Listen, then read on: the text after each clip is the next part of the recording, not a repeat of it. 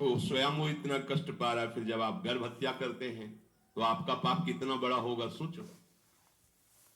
सब माताओं से विनय है, संयम से रहो, सावधान रहो। ये हत्या ऐसी नहीं कि तुम्हारे दान पुण्य से क्षमा हो जाएगी। ये जो भ्रूण हत्या है, गर्भ हत्या है, बहुत बड़ा पाप है। आप लोग अज्ञान के कारण इसको ध्यान नहीं देते, इसे खिलवाड़ समझते हो। कितना ज्ञान है। बेटी ही मां है, बेटी ही बहन है, बेटी ही पत्नी बनती है, बेटी ही किसी के जीवन को धारण करने वाली बनती है। और आपने गर्भ में देख लिया बेटी है, तुम स्वयं मां होकर उसका साथ दे रहे हो, उसका नष्ट करने के लिए। हमारी तो बात ही समझ में नहीं आती, क्या बुद्धि भ्रष्ट हो गई। अगर पुरुष का इतना महत्व है तो बेटियां ना हो तो तुम्हारी कौन सी गति होगी, सोचो जरा। जीना मुश्किल हो जाएगा तुम्हारा। तुम पुरुष किस काम के रह जाओगे। तुम्हारा अर्धांग काट दिया जाए तो तुम कैसे होगे। ये स्त्री स्वरूप अर्धांग है। जिस घर में एक मां बहन नहीं है, स्त्री स्वरूप नहीं, स्मशान जैसा वो होता है।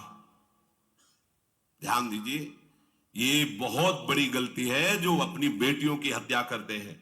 ये वो पाप है जो अक्षम्य अपराध है। स्त्री हत्या करना शास्त्रों में बहुत बड़ा पाप कहा गया है। फिर वो तो बच्चा है, बिल्कुल नहीं।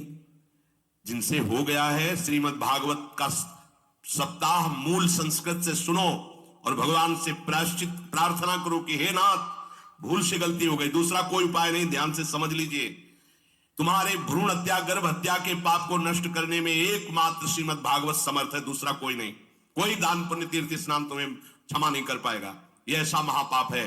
अगर हृदय में जलन करके और मूल संस्कृत के द्वारा पूरी 7 दिन में भागवत श्रवण की जाए नियम से, तो भागवत समर्थ है, इस हत्या के पाप से भी आपको मुक्त कर देगी। जिनकी ऐसे हत्या हो गई हो करवा लो, नहीं तो बुद्धि आगे भ्रष्ट करके तुम्हें हरि गुरु से विमुख कर देगा। ये पाप ऐसा नहीं कि तुम्हें 2-4 माला घुमाने से क्षमा हो जाएगा। ये महत अपराध है। सबकी समझ में नहीं आता, समझ जाओ, नहीं तो आप जहां भी हो वहीं से भ्रष्ट कर देगा। यह अपराध नष्ट नहीं होगा, श्रीमद् भागवत की कृपा से नष्ट हो जाएगा। यह हमें बहुत विश्वास है। श्रीमद् भागवत सप्ताहिकी यह है ही महामहिम। प्रीति उन्हीं को प्राप्त धुंधकारी को सीधे भगवत पार्षद स्वरूप देकर परम पद में आरूढ़ कर दिया। केवल 7 दिन की मूल संस्कृत एक भी श्लोक नहीं छूटना चाहिए। अगर सप्ताहिकी का प्राण हो तो इस भ्रूण हत्या गर्भ हत्या से भी निवृत्ति मिल जाए।